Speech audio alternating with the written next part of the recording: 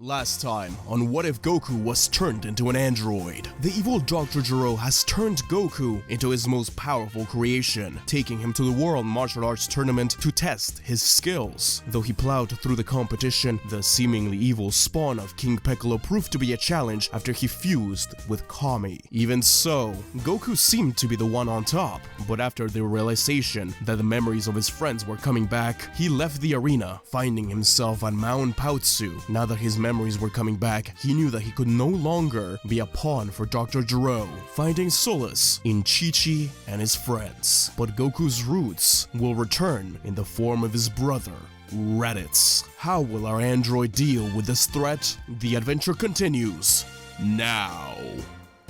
But first, thank you to the sponsor of this video. You ever wonder what would happen if you combined elves, demons, demigods, or more? Well, you can now find out with Bloodline, Heroes of Lithas. Available for free on iOS and Android, you can create over 800 different hybrids between any two bloodlines. The hybrids will inherit talents, traits, and even get unique appearances depending on the family tree. New bloodlines are added to the game every month, which means the possibilities are endless to create and collect new champions, including the new Minotaur and Vulpin clan, both of which will be arriving to the game in this last 2022 season. The strongest tank and the most agile assassin, the Thanksgiving event, begins November 24th, and if you participate, you'll get the Minotaur for free, with awesome 3D graphics, the ability to build up your own kingdom and economy, and an interesting storyline. You just can't miss it. By using the link in the description or scanning the QR code on screen, you can try the game out for free, get 3 stamina potions, 100,000 gold, and 100 diamonds. Starting on November 24th, you will get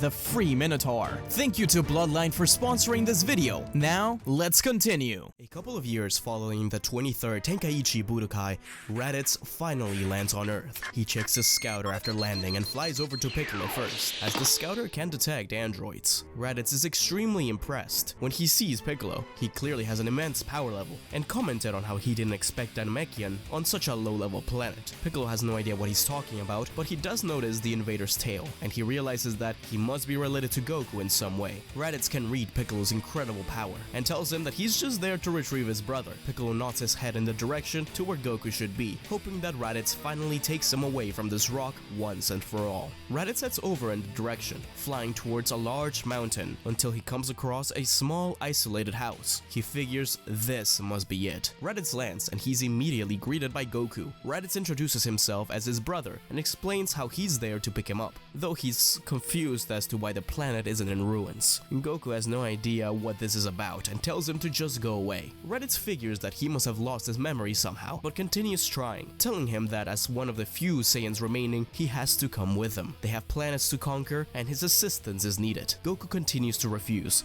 so Raditz says he will just have to do it by force instead. Raditz the scouter, for some reason, still can't pick up Goku's power level, which was extremely unusual, but he just figures it must be a glitch, or that Goku was just so weak that it failed to register. With confidence, Raditz walks up to Goku and throws a punch. Goku catches it with ease, looking at him in confusion, which soon turned to anger. Goku threw a punch back and winded Raditz. It was at this point Raditz realized he was very much outmatched. They continue to fight, but it's clear that Raditz can't win. That is until his scouter picks up another fairly strong key signature. A young woman runs up to the pathway, out of breath and looking worried. Goku screams at her to get back, that it's too dangerous here. Raditz finally pieces together what's going on here, and quickly flies over to her, grabbing her harshly and holding her hostage. It's clear that Kakarot had gone soft because of this earthling woman. Goku yells out Chi-Chi's name as Raditz tells him of his offer again, saying that if he refuses this time, then this pretty young lady will end up paying the price. Goku hesitates, but his anger rises. He stands there in defeat before telling Raditz that he surrenders. Chi-Chi screams at him to put his feelings aside and attack him. It doesn't matter what happens to her. She would rather die than have Goku being forced into a life he didn't want.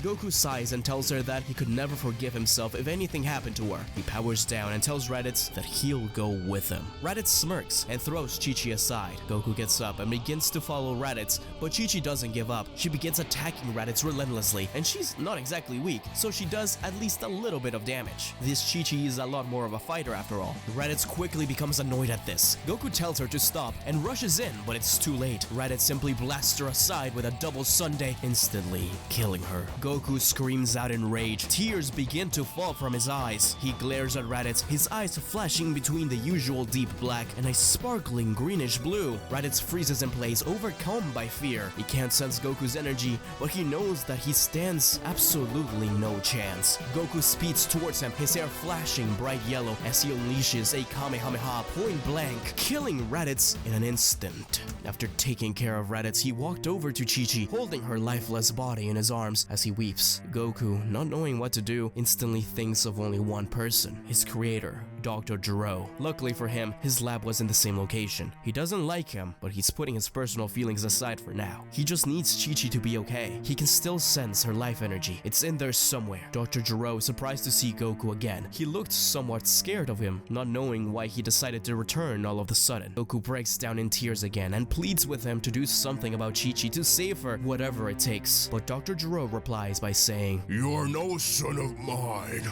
Get away from here." He's visibly annoyed that Goku has returned, not out of loyalty, but because he wants a favor. Goku can't believe it, his heart breaking. He tries to threaten Dr. Gero, but he can't bring himself to attack him. Goku leaves and returns to Mount Pouzu, clearly distraught after all that had transpired. He apologizes to Chi-Chi, wishing that he'd never met her. After all, it's his fault that she's now dead. After a few minutes, Bulma, Roshi, Yamcha all arrive at the scene after Bulma detected some commotion at Mount Pouzu. Chi-Chi and the others had agreed to keep an eye on Goku as he lived in isolation, and it was clear that something had gone on over there. But above that, they felt an incredible power level getting close to Goku. They asked Goku to explain what happened, and he does so, telling them all about the Saiyan race and that he belongs to a planet of conquerors. Piccolo soon arrives and thanks Goku for getting rid of that arrogant alien, but it's clear in his voice that he's annoyed that Goku's still around. Not that he needed Goku's help. He could have easily handled him himself. Everyone but Goku is still a little scared of Piccolo's presence, and they keep some distance between them and him. Piccolo is still wary of Goku and doesn't know where he aligns. He's clearly unstable, but him going against his own brother like that must be a good sign. Goku explains that he doesn't want to be involved with planet conquerors and just wants to live on Earth with Chi-Chi and its friends in peace, but now all of that is ruined. Piccolo starts to rethink his opinion on Goku as he genuinely seems like he's changed from a violent warrior he witnessed at the World Tournament. Bulma comments that if only they had the Dragon Balls, then this could all be solved with ease. To which Piccolo responds with, "Don't bother looking for the Dragon Balls. Since fusing with Kami, the balls have been non-existent. But I do have a solution for all of you." Bulma asks Piccolo if he knows of another way to make a wish, maybe another set of Dragon Balls? "I didn't say that. I'm only suggesting that there may be others like me out there." He then turns to Goku. "Follow me, son." Piccolo and Goku leave and fly towards the lookout. When they arrive, Goku is met with a pleasant surprise as Krillin is already there training with Mr. Popo. He had climbed Korin's tower and had begun his training with Popo and Piccolo during these past few years. Goku informs Krillin on everything that's happened. Krillin apologizes for not being there to help him. He did sense that foreign power, but Popo had advised him not to interfere. In the meantime,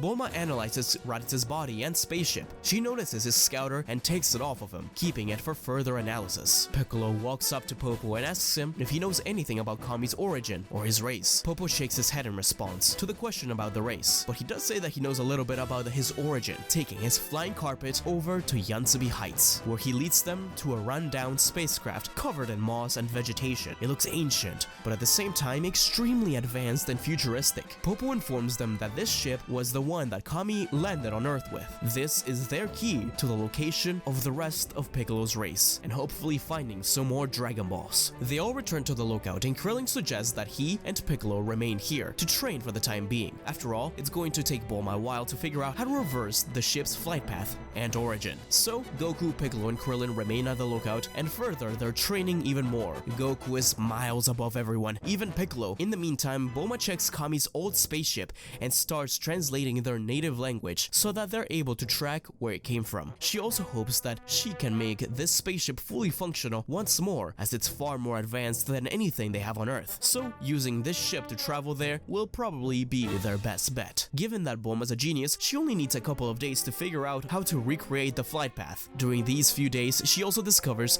the purpose of the scouter and how it's used to locate and read power levels. But above that, it's a communicator. After discovering this, she immediately turns it off. But despite doing so, she's a little bit anxious in case someone had been been listening in. Not only would they have heard about Raditz's death, but also the Dragon Balls and the location of the planet in which they presumed would have more Dragon Balls. Worried, Bulma pleaded with Yamcha and Tien to not only go to Kami's lookout to train as well, but to remain on Earth in case something were to happen while they were gone. They both agreed, excited to evolve their power. After these few days had passed, the team was ready to head into space. The group was composed of Goku, Bulma, Krillin, and Piccolo. The unlikely team then head into space and begin their journey. As soon as the planet comes into view of the ship, Piccolo and Krillin comment that there's some extremely strong people down there, and that their power is similar to that of Goku and Raditz. This leaves the group a little worried, as they were just expecting more of Piccolo's race down there, not other Saiyans. They arrive on the planet, and within seconds of leaving the ship, Piccolo tells the other that there's something very much wrong here. He feels the intense sadness as well as an unbearable anxious feeling.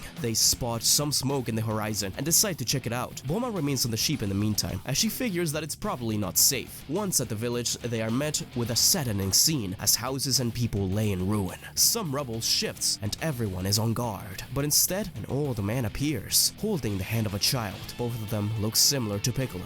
My name is Murray. I am an elder of this Namekian village. Unfortunately, our planet has been attacked by unknown forces, and now you bring more here. Please take your leave. Even if you are Namekian, we do not want any more trouble. Piccolo chuckles, saying, Oh, Namekian is it? Well, I'm not interested in your planet or my people. I'm here for the Dragon Balls. And these guys over here, they're not trying to attack you. We just have a wish to make. The other ones were looking for the Dragon Balls too. And now look at our village. They've massacred our people. That's when Goku steps up. Listen, old man, I'm sorry. I'll take care of whatever's going on here. I'll defend your planet, but please, I need those Dragon Balls. I have a person to bring back. I'll do whatever it takes to defend you all, as long as I get that. There's very little ki I can sense in you, son. But the others, I can tell they don't have bad intentions. Even the Namekian, who seems to be angry all the time. Please, take care of Dende. He's a skillful member of the Dragon Clan and must live on. I can tell you all have a kind heart. So please, help him. The old man dies in Piccolo's arms, and for the first time, Piccolo seems visibly upset. The younger child begins to cry at his carer's passing, and Krillin tries to comfort him. The child introduces himself as Dende after wiping some tears away, and informs the group that they need to seek out the Grand Elder Guru. He would be able to help them all, and the group head towards the Grand Elder's house. But not far from them, a pair of Saiyans laid waste to another village. Vegeta and Nappa had been listening in, using the scouter from when Raditz landed on Earth, until Bulma turned it off. So, thanks to Bulma and Raditz, the duo were able to learn about the Dragon Balls, and that they could possibly be found on Namek, as Bulma had read out loud the exact location. Their first thought was to go to Earth, but from conversations they overheard, it was clear that the Dragon Balls there were no longer active. They had a better chance going to Namek. After arriving on the planet a couple of days before the heroes arrived, they used their scouters to locate the villages, one by one, and take their Dragon Balls by force. After slaughtering them all, of course, Krillin and Dende head towards the Grand Elder's house to inform him of the devastation and ruin, and that while they're here for the Dragon Balls, they are not evil. And the Grand Elder can tell just by their intentions being pure, as he reads Krillin's heart and mind. In the meantime, Goku and Piccolo continue onward, seeking out the culprits behind all of this. Guru introduces Krillin to Nail as the planet's finest warrior, and informs them that he'll aid in the upcoming battles. The Elder then mentions that he has a skill to unlock the potential of Warrior. He recommends letting him do it, as he can sense that Krillin has untapped potential, and so Krillin gets his potential unlocked like in the original series. Piccolo and Goku finally arrive at the village and lay their eyes on the perpetrator. As expected, both warriors have tails, meaning that they must be the same race as Goku and his brother, Saiyans. Nail and Krillin head off to Goku's direction, knowing that they might be needed for the battles. Dende, on the other hand, goes around healing any Namekian that he can find. Vegeta and Nappa introduce themselves, explaining how they are very thankful for the woman scientist, as without her, they would have never found out about the Dragon Balls or this planet of weaklings, which were practically asking for someone to pillage them. Goku can see that they already have 6 of the Dragon Balls collected. The only one that remains is the one that's with the Grand Elder. Vegeta and Nappa turn to look at Goku and Piccolo, sizing them up using their scouters. Piccolo suppresses his power level, while Goku doesn't have one to be read. They mock them both, even commenting on how Goku's so weak they can't even can detect him. Piccolo retorts by saying, Well, why don't you check my power level? he then suddenly increases it, causing the Scouters to explode. What they may not have realized is that Vegeta and Nappa had already planted an army of Cybermen, to which they snapped their fingers, and they all rose from the ground. The Cybermen hatch simultaneously and launch a coordinated attack on our heroes. Goku and Piccolo fight back, not struggling, but these pests keep them from getting close to Vegeta and Nappa. Krillin finally arrives on the scene and uses a scatter Kamehameha, which allows Piccolo and Goku to go after them. Him and Nail then continue to hold back the Cybermen, getting rid of them quickly as Goku and Piccolo take on the two Saiyans. It's obvious that they're much stronger than Vegeta and Nappa to begin with, and they start to panic. Vegeta says, No, this weakling low-class warrior.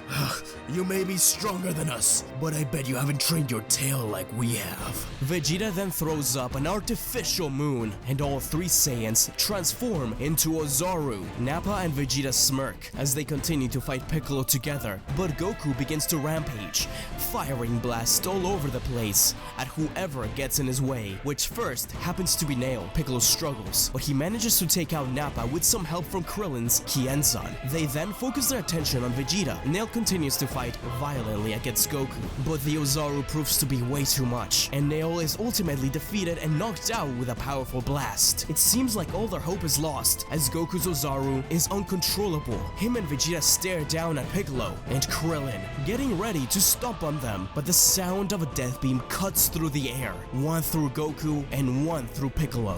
They both fall to the ground. A laugh is heard as, from a spaceship up in the sky, a figure descends down. It's none other than Frieza. Vegeta is at a loss for words as the Cold Emperor thanks them for having collected Dragon Balls in his honor, and hundreds of Frieza's soldiers rush down from the ship. Now Vegeta, Krillin, and the barely conscious Piccolo, Nail, and Ozaru Goku are surrounded, while Zarbon, Dodoria, and Frieza laugh. How will our heroes escape from this nightmare? Find out next. What if Goku was turned into an android?